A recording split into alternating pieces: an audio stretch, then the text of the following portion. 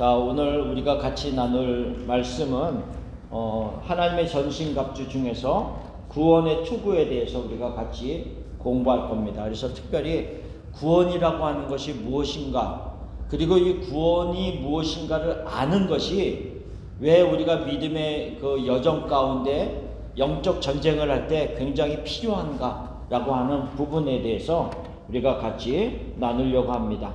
자, 오늘 나눠드린 146페이지를 보면 하나님의 전신갑주 구원의 투구를 써라 라고 하는 5번째 말씀입니다. 그래서 17절 말씀을 보면 구원의 투구와 성령의 검 곧 하나님의 말씀을 가지라 라고 하는 이 말씀에서 앞부분에 있는 구원의 투구, 그래서 구원의 투구를 써라 라고 하는 부분에 대해서 공부를 하려고 합니다. 우리가 전쟁을 할 때 옛날에는 뭐 특히 더 했겠지만 로마 군인들이며 전쟁을 할 때 칼로 막 때리고 치고 할 때 머리를 보호하기 위해서 쓰는 것이 투구 아닙니까? 마찬가지로 머리를 보호한단 말이죠.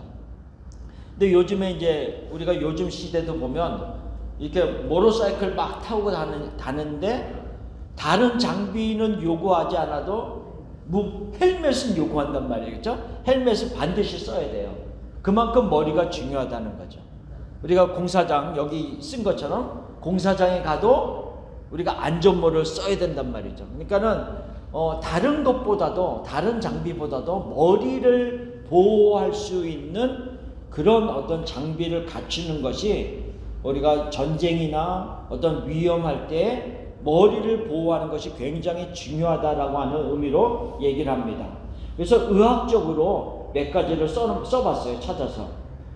의학적으로 이 뇌, 머리가 인체에서 가지는 굉장히 중요한 어떤 기능들이 있다라고 하는 건데, 저는 이거를 써서 이렇게 다시 한번 보면서 진짜 우리 머리가, 이 뇌가 굉장히 중요하구나라고 하는 거를 다시 생각해 봤는데, 그냥 간략하게 보면 첫 번째로는 중추신경계의 중심이다. 그래서 신체의 모든 활동을 조절한다. 뇌가, 브레인이. 그 다음에 생명 유지 기능을 조절한다. 그래서 호흡과 심장 박동과 체온 유지 등 이런 생명을 유지하는 기본적인 기능을 담당하고 조절하는 것이 또 브레인이다. 감각 처리를 시각, 청각, 촉각, 후각, 미각, 외부 자극을 인식하고 해석한다. 그러니까 심지어 우리가 뇌가 잘못되면은 맛도 잘 못 느낄 수도 있잖아요. 그렇죠? 맛도 못 느끼고 여러 가지 다른 기능들이 다 마비가 되는 것을 많이 느낀단 말이죠. 그러니까는 그만큼 머리가 중요하다는 것을 얘기하고 있고요. 운동 조절을 할 때도 우리가 손을 움직이는 거, 운동을 할 때 우리가 손을 움직여서 뭐 공을 친다든지 발을 움직여서 공을 찬다든지 하는 모든 과정 속에서 이 뇌가 다 그거를 명령하고 수행하도록 한다라고 하는 것을 이야기하고 있다는 거죠. 그 다음에 5번째 보면 인지와 사고, 기억하고 판단하고 언어, 감정 이런 모든 것들이 또 뇌에서 조절하고 또 명령하는 것이다. 호르몬 분비 조절, 뇌와 수체를 통해서 다양한 호르몬 분비를 조절해서 내분비계를 통제한다. 어쨌든 간에 간략하게 이렇게 썼지만 중요한 거는 요약하면 뭐예요?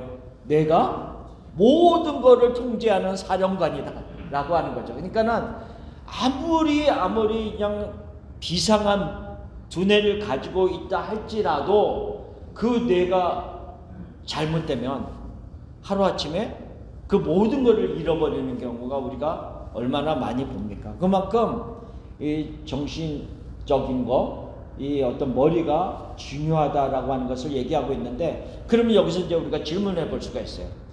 구원의 투구란 말이죠. 그러니까 구원이 머리를 보호하는 투구가 구원인데, 그러면 구원이라는 것이 도대체 무엇이길래 그리스도인들의 머리를, 모든 것을 주관하는 이 머리를 보호하는 것이냐라고 하는 거죠. 그러니까 이 구원이라고 하는 것을 우리가 너무 많이 듣고 너무 잘 알지만 다시 한번 이 구원이라는 것이 무엇인가를 다시 한번 복습하는 의미에서 우리가 생각을 해보겠습니다. 그래서 사단이 끊임없이 그리스도인들을 공격한단 말이죠. 어떤 것을 공격? 우리의 생각을 주장하려고 하고, 우리가 가지고 있는 어떤 믿음을 흔들려고 하고 우리가 바라보는 소망, 이런 또 하나님의 말씀을 붙잡고 살아가는 그 모든 것들을 흔들려고 하는 그런 사단의 공격이 우리 머리에, 마치 우리 머리의 모든 것을 조절하고 명령하는 이 그리스도인들의 머리를 집중적으로 공격하는 것이 사단이다 라고 하는 것을 이야기하면서, 그렇다면 구원의 투구에서 구원이란 무엇인가를 다시 한번 우리가 공부를 해보겠습니다. 자, 구원이란 무엇인가? 자, 147페이지에 보면 구원은 탈출이 아니다 그랬어요. 이거 뭐 다 아는 말이지만 구원은 탈출이 아닙니다. 어느 사람이 어느 뭐 깊은 동굴에 갇혔든지 깊은 어떤 뭐 땅 깊이 빠졌든지 아니면 누군가에 의해서 갇혀 있어서 도저히 자기 힘으로 탈출할 수 없는 그런 상황이 있을 때 누군가가 가서 그를 구출해내는 것, 구조해내는 것이 구출이지, 그게 구원이지, 내가 스스로 도망쳐 나올 수 있는 것은 아니다라는 거죠. 구원이라는 것은. 그래서 구원은 결코 탈출이 될 수 없다라고 하는 것을 얘기합니다. 그래서 구원은 스스로 나올 수 없는 자들에게 그 처한 위험에서 누군가의 외부로부터의 도움을 받아서 구출해내는 것이다 라고 합니다. 여기서 뭘 얘기하고 있어요? 모든 인간은 자신의 허물과 죄로 인하여서 그들의 영적 생명은 죽었다라고 하는 것. 우리가 에베소서 2장 1절 말씀에 보면 뭐래? 너희의 허물과 죄로 죽었던 너희를 살리셨도다 라고 하는 말씀. 그러니까 허물과 죄로 죽었단 말이에요. 영적으로 죽어 있어요. 그럼 죽으면 그 사람이 움직일 수가 있습니까? 그러니까 우리가 육체적으로 죽었다라고 생각하면, 육체적으로 죽은 사람은 스스로 움직일 수 없고 스스로 어느 곳을 빠져나갈 수도 없고 아무런 기능이 그에게는 없는 것처럼 영적으로 죽은 것도 마찬가지라는 거예요. 스스로 어떤 영적으로 갇혀 있는 그 상황 속에서 스스로 나올 수 없다라고 하는 것을 말하고 있는 겁니다. 그래서 인간은 자신의 허물과 죄로 죽었다라고 하는 것을 얘기했어요. 죽었기 때문에 스스로 탈출할 수 있는 생명력은 없다라고 하는 것을 먼저 우리가 인식을 해야 됩니다. 그렇다면 모든 사람들이 죄의 싹은 사망이라고 선언한 그 말씀에 따라서 무덤의 어떤 고요함처럼 온 세상의 사람들은 그런 비참함 속에서 영원히 머물러 있어야 하는가라는 거죠. 그러니까 누군가가 우리를 구출해내지 않는다라고 한다면 영적으로 그 죽음 가운데 계속 모든 인류의 사람들은 머무를 수밖에 없는 것이었다라고 하는 기본적인 배경을 깔고 있습니다. 그런데 결코 하나님이 그렇게 내버려 두지 않으셨다라고 하는 거죠. 그래서 우리를 구원하기 위해서, 구출하기 위해서 오신 분이 있는데 그분은 예수 그리스도께서 우리를 위해서 오셨다라고 하는 것을 말씀하시고요. 예수님이 오셔서 우리의 죄를 대속하기 위해서 십자가에서 죽으시고 그 다음에 부활하셔서 우리를 구원하셨다라고 하는 것을 말씀하고 있습니다. 자, 우리 갈라디아서 1장 4절 말씀을 같이 읽어보겠습니다. 그리스도께서 하나님 곧 우리 아버지의 뜻을 따라 이 악한 세대에서 우리를 건지시려고 우리 죄를 대속하기 위하여 자기의 몸을 주셨으니. 자, 갈라디아서 1장 4절에 뭐래요? 우리를 건지시려고, 우리를 구조해 내시려고, 그 말입니다.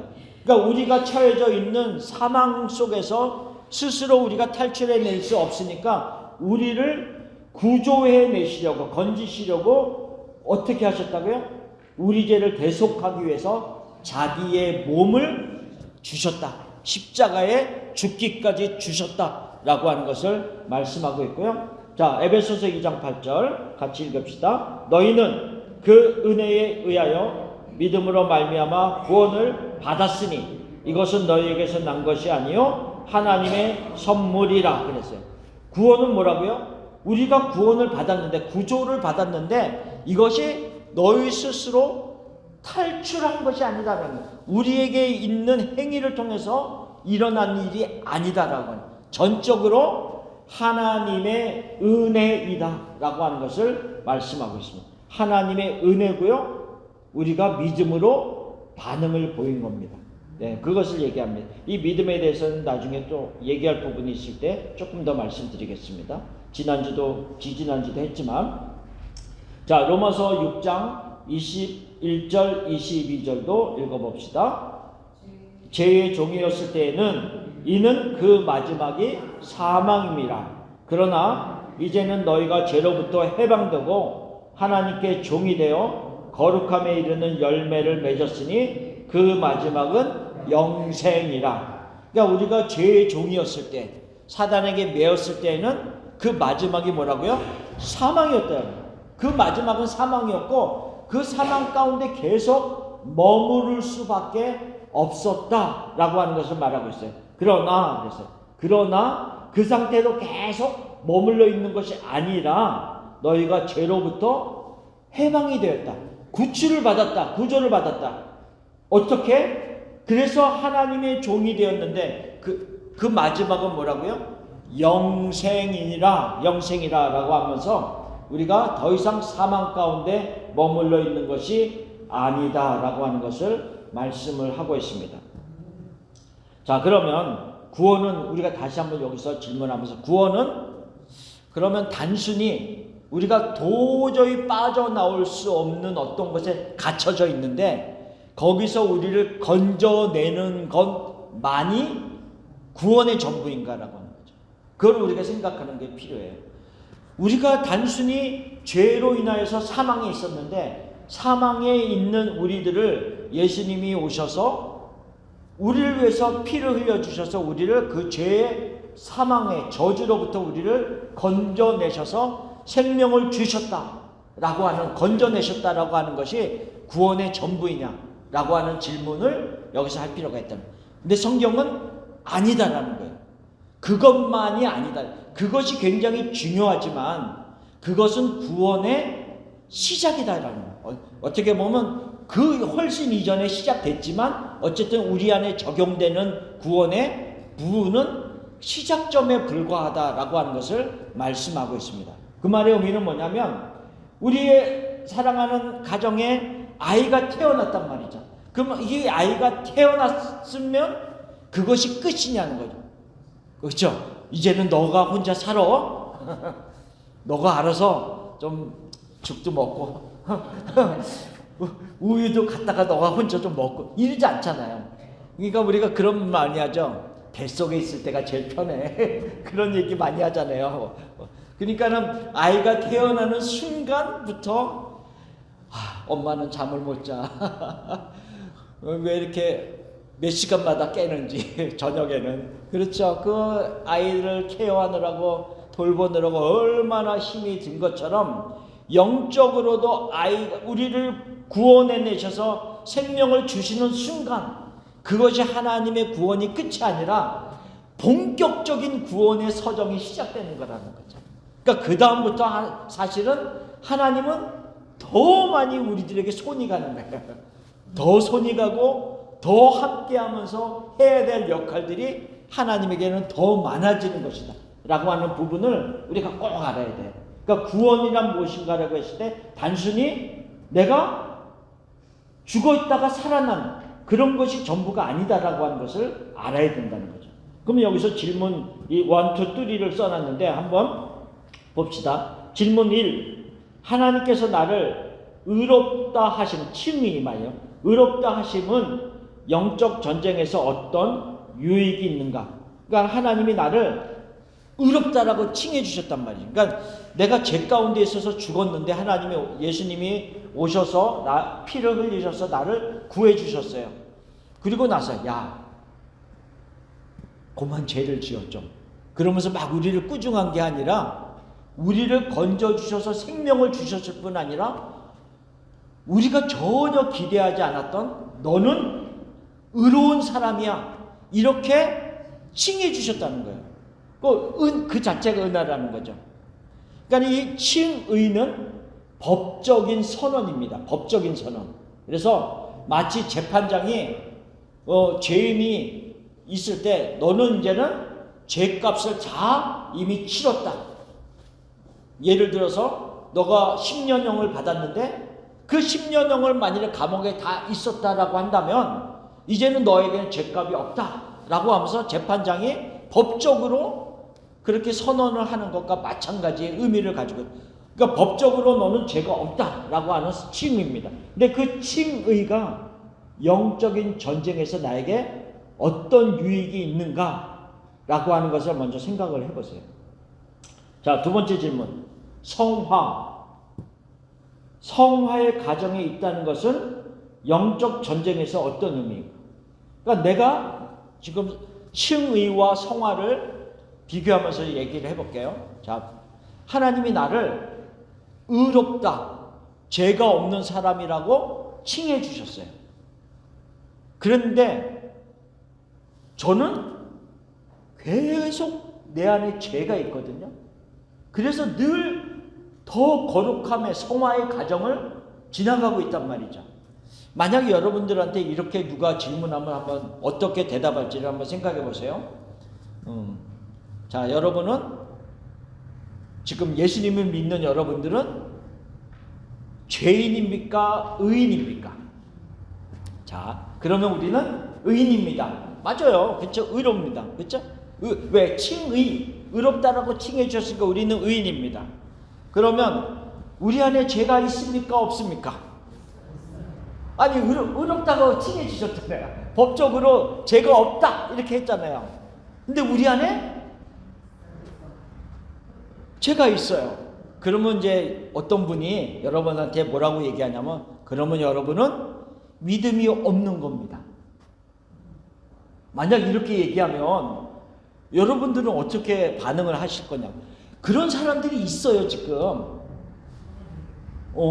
그런 사람들이 있어요. 그러니까는 왜 예수님의 피로 우리를 의롭다고 칭해 주셨는데, 죄 없다라고 칭해 주셔서 그리스도의 피값으로 우리의 과거의 죄가 용서받았고, 현재 우리가 짓는 죄가 용서받았고, 미래의 모든 죄가 용서받았는데, 그래서 우리는 구원을 받은 거잖아요.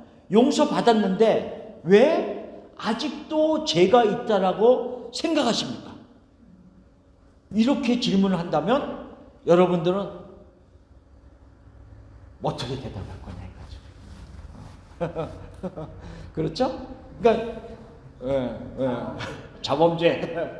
그러니까 이게 칭의와 성화를 구별하지 못해서 그렇단 말이죠. 근데 그렇게 질문하면서 슬쩍 다른 데로 끌고 가는 사람들이 있어요. 그러니까 이거를 제가 말씀드리는 이유는 미리 알고 있어야 된다는 거예요. 미리 알고 있어요. 왜 죄 없다라고 하나님은 벌써 선언하셨는데 여러분은 죄가 있다라고 생각하시면 믿음이 없는 사람입니다. 그래서 내가 이야기하는 이 진리를 깨달아야지만이 구원을 받을 수 있습니다. 라고 얘기한단 말이죠. 그러니까 그것은 잘못된 거예요. 근데 여기서 우리가 분명히 알아야 될 것은 칭의는 우리가 죄인이지만 그리스도의 피값으로 법정에서 하나님이 너는 의로운 사람이다. 왜? 예수님이 피값으로 다 치러주셨어요. 나의 죄를 다 죄값을 치러주셨으니까 난 의로운 사람이에요. 그거는 법적인 것이고, 나의 믿음의 인격적인 부분에 있어, 내 내부 안에서 인격적인 부분에 있어서는 나는 계속 죄가 있는 자란 말이죠. 계속 죄가 있는데, 그렇다고 이 죄 때문에 내가 구원을 받지 못하는 게 아니라 그리스도 안에 있지만 이 죄로 인하여서 나는 끊임없이 영적으로 거룩함으로 나가기 위해서 몸부림을 치고 하나님을 붙잡고 성령을 의지하고 거룩함, 이 성화의 과정을 가는 과정에 있다는 것을 알아야 된다는 거죠. 그러니까는 왜 너는 의롭다 했는데 왜 너는 죄 없다라고, 죄가 있다라고 얘기하느냐라고 했을 때, 나는 법적으로 의로운 자이지만 나는 아직도 성화의 과정을 걸어가고 있는 그리스도인이다 라고 하는 것을, 이 개념을 확실하게 갖고 있어야 된다는 거죠. 이게 굉장히 영적인 전쟁에서 중요한 부분입니다. 또 좀 이따 다시 또 나누고요. 그 다음에 질문 3. 세 번째 질문. 성도의 견인. 이 견인이라는 것은 끝까지 견딤을 의미합니다. 이 성도의 견인은 영적인 전투에서 어떤 영향을 주는가? 자, 칭의, 성화, 성도의 견인, 끝까지 견디면서 마침내 영화의 과정에 이르는 그 단계까지 가게 되는 이 모든 것이 나의 영적인 전쟁에서 어떤 영향력을 미치는가라고 하는 것입니다. 자, 이게 굉장히 중요합니다. 아까 칭의와 성화의 과정을 제가 이야기했지만 다시 한번 봅시다. 하나님께서 그리스도의 피값으로 우리를 구속하시고 의로운 자라고 칭하여 주셨다. 뭐라고요? 이것은 법적인 선언이에요. 그러니까 제가 어떤 사람에게 굉장히 심하게 해서 그 사람이 몸이 많이 다치고 불구가 됐다라고 한번 생각해 봅시다. 그래서 제가 법적으로 심판을 받아서 1년, 2년 감옥에 갔다가 돌아왔어요. 그래서 이제는 저는 더 이상 법적으로는 죄 있는 사람이 아니에요. 왜? 감옥에 갔다가 왔기 때문에 법적으로는 죄를 씻었어요. 그런데 제가 나 때문에 상한 사람을 볼 때마다 내 마음이 너무 아픈 거예요. 그래서 그 사람에게 내가 옛날에 했던 잘못된 것들을 어떻게 하면 씻을 수 있을까라고 하면서 그 사람을 볼 때마다, 아니면 그 사람에게 알게 모르게 자꾸 도움을 주고 선한 일을 하고 계속 그렇게 그 사람에게 무엇인가 갚아가는 일을 한다라고 하는 것과 마찬가지라는 거죠. 그런 일은 실제로 있지는 않았어요. 예를 드는 거예요. 그러니까는 우리가 법적으로 의롭다함을 받은 선언이 있었다고. 그럼에도 불구하고 칭의를 받은 우리는 그리스도 안에서 거룩하게 되어져가는 피조물임을, 새로운 피조물임을 알아야 한다라고 하는 거죠. 그래서 칭의는 신분의 변화예요. 옛날에는 마귀에게 속한 자였지만 이제는 하나님에게 속한 자이고, 옛날에는 마귀의 자녀였지만 이제는 하나님의 자녀가 된 신분의 변화가 일어난 것이 칭의가 있는 것이고요. 성화는 뭐라고요? 인격적인 변화예요. 영적인 인격적인 변화. 그래서 예수님을 닮아가는 변화, 성화는요. 그래서 여전히 내 속사람은 죄의 습성을 가지고 있기에 성화의 과정이 반드시 필요하다라고 하는 거죠. 예. 근데 이거를 구별하지 못하면 왜 의롭게 됐는데, 왜 죄 없다라고 했는데 너는 자꾸 왜 죄인인 것처럼 살아가? 너는 그것이 믿음이 없는 거야 라고 얘기하는 사람들의 말에 넘어갈 수가 있다는 거죠. 그래서 칭의와 성화를 구별할 수 있어야 됩니다. 자, 로마서 8장 29절 30절을 읽어봅시다. 하나님이 미리 아신 자들을 또한 그 아들의 형상을 본받게 하기 위하여 미리 정하셨으니 이는 그로 많은 형제 중에서 맏아들이 되게 하려 하심이니라. 또 미리 정하신 그들을 또한 부르시고 부르신 그들을 또한 의롭다 하시고 의롭다 하신 그들을 또한 영화롭게 하셨느니라. 자, 로마서 8장 29절 30절에 보면 제일 처음에 뭐라고 그랬어요? 하나님이 미리 아신 자들을. 그러니까 이거는 어떤 우리가 선택의 문제일 수가 있어요. 하나님이 정하신, 선택하신 자들, 그 사람들을 그 다음에 보면 그 아들의 형상을 본받게 하기 위해서 그 다음에 뭐라고 했어요? 미리 정하셨다, 예정하셨다, 이렇게 얘기했어요. 선택하신 지, 창세전에 선택한 우리를 구원하기 위해서 예정하시고, 그 다음에 정하신 그들을 또한 30절에 뭐라 그랬어요? 부르셨다 그랬어요. 콜링하셨다. 부르셨어요. 그 다음에 부르신 자들을 어떻게 하셨다고요? 의롭다 하셨어요. 칭의, 의롭다 하셨어요. 그 다음에 의롭다 하신 자들을 어떻게 한다고요? 마침내 영화롭게 하셨다라고 하는 것을 이야기하고 있습니다. 자, 그러면 그 밑에 있는 거를 얘기하기 전에 좀 넘어가서 그 다음 페이지에 보면 구원의 서정에 대해서 얘기합니다. 구원의 서정을 간략하게 한번 본 다음에 다시 앞으로 갑시다. 이 구원의 서정은 우리가 50페이지, 52페이지에서 옛날에 공부한 적이 있어요. 공부한 거 있는데 간략하게 다시 한번 우리가 봅시다. 자, 하나님께서 창세전에 우리를 예정하셨어요. 그렇죠? 선택하시고, 창세전에 선택하시고 우리를 구원하시기 위해서 그리스도 안에서 우리를 예정하셨다. 그래서 이 에베소서 1장 3절, 4절, 5절 쭉 보면 그 말씀을 하고 있단 말이에요. 그리고 나서 우리를 부르셨어요. 이 땅에 태어난 우리들을 하나님이 우리를 부르셨어요. 그러니까 외적인 부르심과 내적인 부르심이 있다라고 해서, 외적인 부르심은 우리가 복음을 듣고 다른 사람들이 복음을 전함을 듣고 우리가 하나님의 부르심을 받는 것이며, 내적에는 그 성령의 역사 속에서 우리가 믿음으로 화답하면서 그 부르심에 반응을 보이는 것이다 라고 하는 거죠. 이 부르심을 받은 자들이 중생, 본어게인 한단 말이에요. 거듭난다는 거죠. 새롭게 된단 말이에요. 그 다음에 회심을 일으킵니다. 그래서 회개를 한다는 거죠. 그 다음에 다섯 번째, 그 다음에 보면 칭의가 있습니다. 칭의. 예수 그리스도의 의로움이 믿는 자에게 전가되므로 신자들을 의롭다라고 선언하시는 하나님의 법적 행위이다. 죄의 용서, 하나님의 자녀가 되는 양자됨, 어덥션, 그거를 그 밑에 6번에 다시 썼어요. 양자됨. 그러니까는 하나님이 그리스도의 피값으로 우리를 죄에서 건져내셨어요. 건져내시고 그 다음에 그냥 내버려 두신 것이 아니라 우리를 의롭다라고 칭해 주셨고 그 다음에 우리를 자녀 삼아 주셨어요.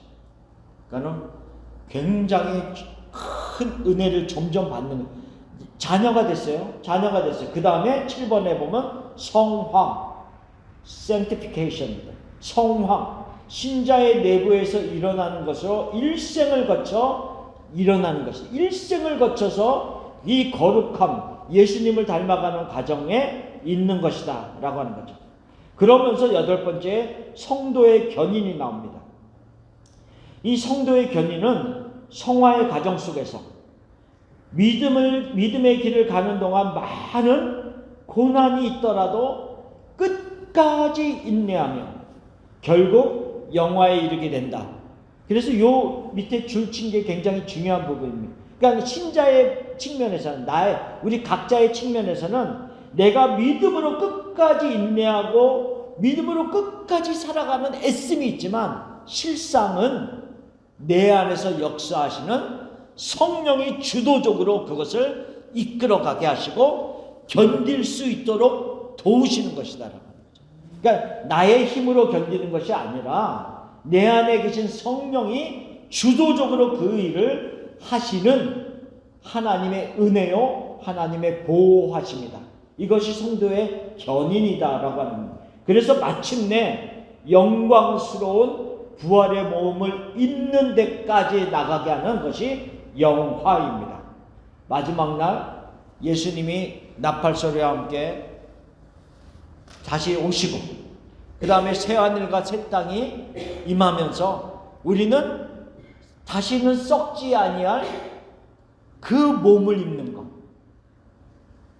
욕된 몸이 아니라 영화로운 몸을 입는 것, 영광스러운 몸을 입는 것, 이 모든 것이 부활입니다. 그러니까 부활이라고 하는 것은 다시 사는 것을 단순히 의미하는 게 아니라 이 몸으로, 영광스러운 몸으로 다시 살아나는 게 부활입니다. 그래서 새하늘과 새 땅이 임할 때 그 일이 일어납니다. 이 모든 것이 지금 구원의 서정의 모든 단계란 말이죠. 그러니까 구원은 무엇인가라고 얘기했을 때 단순히 하나님이 나를 부르셔서 나에게 생명을 주셨습니다. 사망으로부터 나는 구원을 받아서 생명을 가진 사입니다. 이것만이 전부가 아니에요. 그렇죠? 나를 의롭다 칭해 주시고 나는 성화의 가정 속에 있고 그 다음에 반드시 끝까지 견인하고 끝까지 인내하면서 영화의 단계까지 가는 것이 구원의 전 과정이다라고 하는 것을 반드시 각인을 해야 됩니다. 그리고 나서 앞으로 다시 돌아가 봅시다. 자, 148페이지 앞으로 돌아가서 그 구원의 전반적인 그 어떤 개념을 우리가 딱 알고 나서 다시 생각해 보는 거예요. 자, 의로운 자라 칭하셨음에도 불구하고 우리의 죄가 사하여졌음에도 용서받은 자임에도 불구하고 여전히 우리 안에 남아있는 죄의 모습들을 사단은 끊임없이 지적하고 우리가 구원받은 자가 아니라고 참소한다. 하나님의 자녀가 아니라고 계속 공격하는 거예요. 야, 하나님이 너를 의롭다 하시고 너를 죄 없다 했는데 너는 끊임없이 죄를 짓잖아. 그러면 너가 어떻게 하나님의 자녀가 될 수 있어? 끊임없이 공격한단 말이죠. 다시 생각해봐. 너의 구원을 다시 생각해봐. 너는 아마 구원받지 않은 자일 수도 있어. 이렇게 자꾸 얘기한다고. 예. 그러면 우리가 마음이 흔들리는 거야. 왜냐하면 이 구원의 어떤 전반적인 것을 전체로 알지 못한다면, 맞아, 내가 구원을 받았는데 나는 아직도 죄가 막 내 마음속에서 막 요동을 치고 너무 자주 넘어지고 나는 자꾸 그러는 거 보니까 맞아, 구원을 안 받을 수도 있어. 이렇게 생각하는 경우가 많단 말이죠. 뭐 신천지도 그렇고요. 예를 들어서 우리 주위에 또 있는 일명 우리가 구원파라고 하는데도 그렇고, 그런 사람들은 당신이 구원받았습니까? 질문한다고요. 그러면 네, 구원받았습니다. 그러면 언제 구원받았습니까? 예, 언제 구원받았어요? 요즘은 조금 더 바뀌기도 해요. 근데 어쨌든 언제 구원받았습니까? 이런다고요. 그러면 잘 모르겠는데 만일에 우리가 어려서부터 신앙생활 해온 사람들은 잘 모르는 경우도 있거든요. 그러면 당신의 구원을 다시 생각하십시오. 안 받았을지도 모르고 이렇게 되는 거예요. 그리고 나서 그들이 원하는 구원은 뭐냐면, 당신은 이 구원파에서 얘기하는, 당신은 구원을 받았는데 그래서 과거와 현재와 미래의 모든 죄를 용서받았는데 왜 당신에게는 계속 죄가 있습니까? 왜 계속 죄인인 것처럼 하나님 앞에 회개하고 용서를 구합니까? 그것은 아직 구원을 받지 아니한 증거일 수 있습니다. 그래서 그들이 말하고 있는 진리, 그들이 말하는 가르침을 깨달아야지 구원을 받는 거예요. 근데 우리가 이렇게 얘기할 때는 그러면 그건 아니다 이렇게 생각하지만, 아무것도 모르는 상황에서 그들의 얘기를 들으면 신선해요. 그리고 맞아 이렇게 생각합니다. 맞아. 근데 그들의 근본적인 실수는 뭐냐면 칭의와 성화를 구별하지 못하는 거예요. 그래서 제가 아까 계속 그 얘기를 한 거예요. 우리는 칭의, 의롭다함을 받은 자이지만 성화의 과정을 계속 가고 있는 그리스도인인 것을 우리가 알아야 돼요. 그러니까 구원의 여정을 한 일부분이 아니라 전체의 성화의 서정을 우리가 알고 이 영적인 전쟁을 하는 것이 굉장히 필요하다는 것을 말하고 있다. 자, 그러면 그때 이랬어요. 이때 구원의 투구를 쓰고 있다는 것은, 그러니까 이때라는 것은 끊임없이 사단이 공격할 때, 너가 아직도 죄가 있잖아. 너는 아직 하나님의 자녀가 아닌 거 아니야? 너는 구원은 진짜 받았어? 이러면서 끊임없이 우리를 공격해 올 때, 이때 구원의 투구를 쓰고 있다는 의미가 무엇이냐는 거죠. 나는 여전히 성화의 단계에 있으며 성도의 견인이 있으며 끝까지 견딜 수 있는 어떤 성령의 도우심이 있다는 거죠. 그리고 그 과정 속에서 반드시 영화의 서정까지, 마지막 단계까지 이끄시는 성령의 도우심이 있다는 것을 인식하고 믿음으로 반응하면서 사단의 공격으로도 흔들리지 아니하는 모습이 내가 구원의 투구를 쓰고 있는 모습이에요. 끊임없이 사단은 우리의 구원을 공격해 올 거예요. 너가 구원받지 않았어.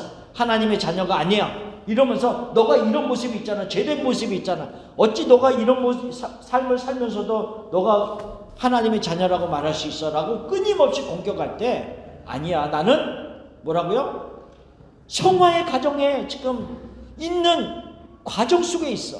구원을 받았지만 성화의 가정 속에 있어. 그리고 이 성화의 모든 과정 속에서 하나님이 나와 함께 하셔.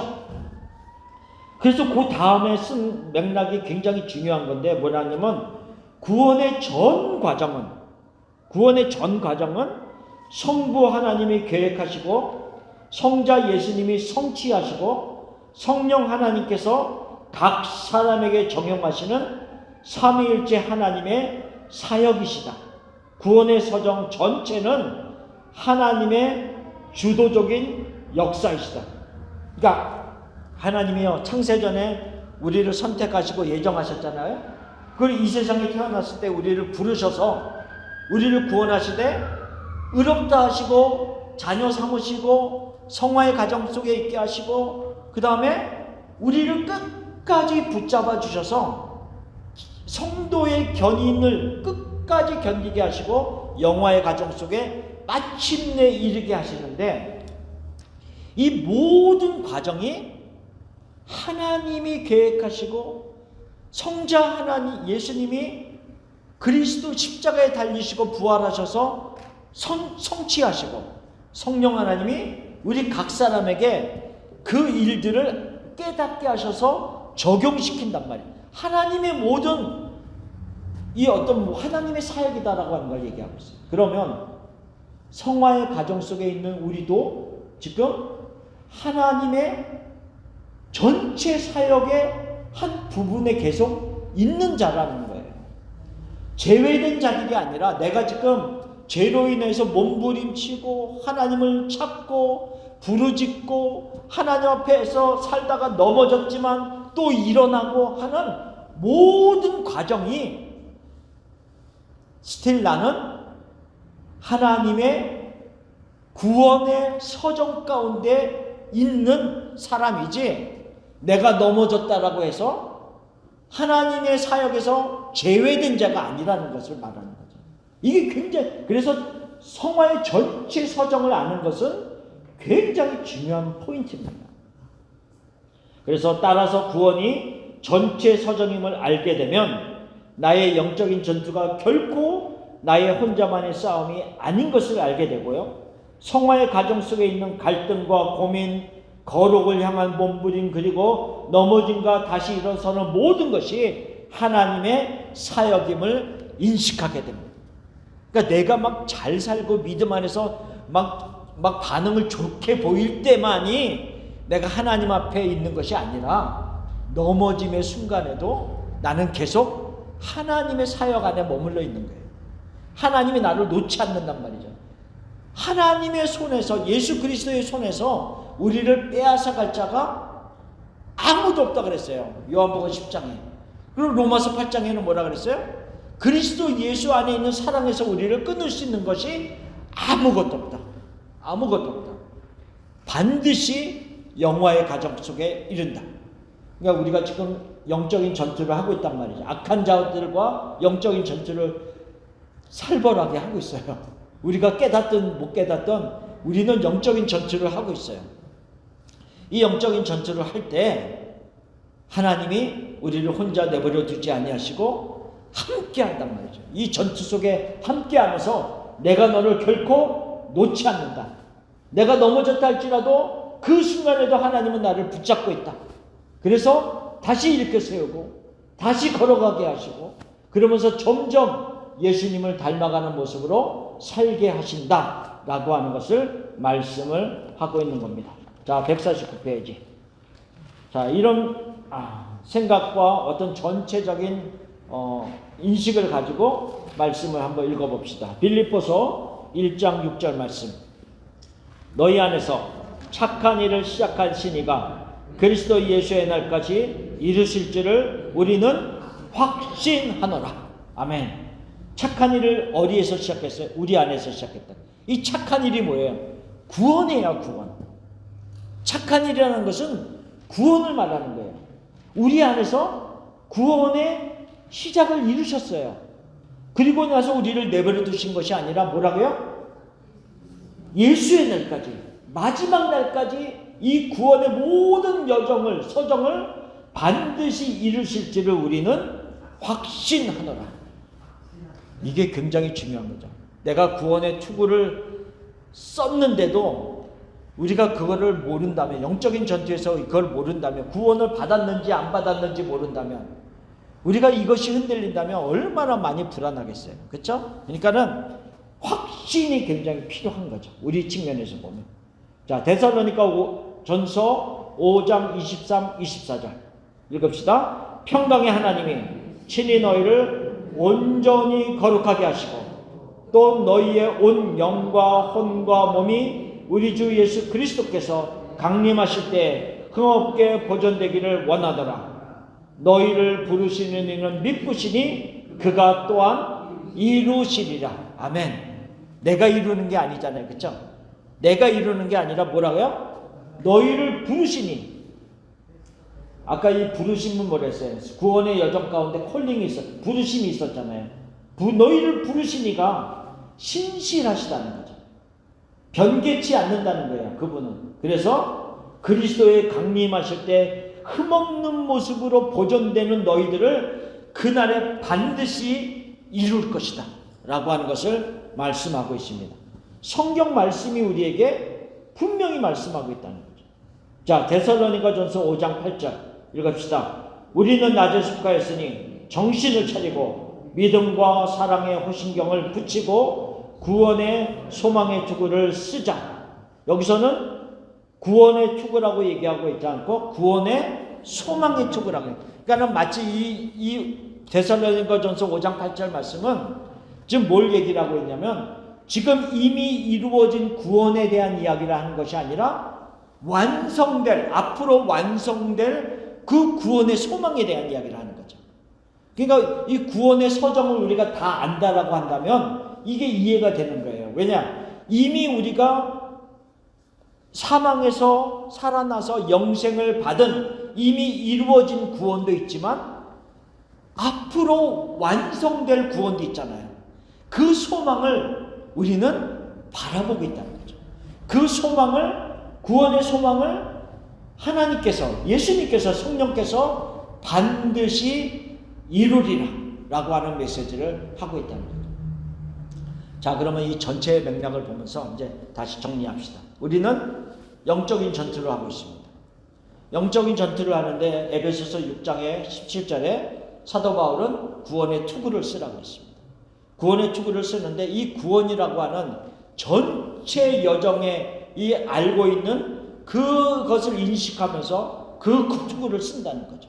투구를 쓰면 그 투구를 써서 우리의 머리를 보호한다는 의미는 끊임없이 사탄이 우리를 공격해 오면서 너가 의롭다함을 받은 자인데, 죄 없다함을 받은 자인데 너는 왜 아직도 죄 가운데 있느냐, 너는 하나님의 자녀이냐 라고 하면서 끊임없이 우리를 공격하면서 우리의 머리가 상하게 되면 어떻게 된다고요? 사실은 모든 것이 무너지는 거예요. 어떻게 보면 모든 것이 무너진단 말이죠.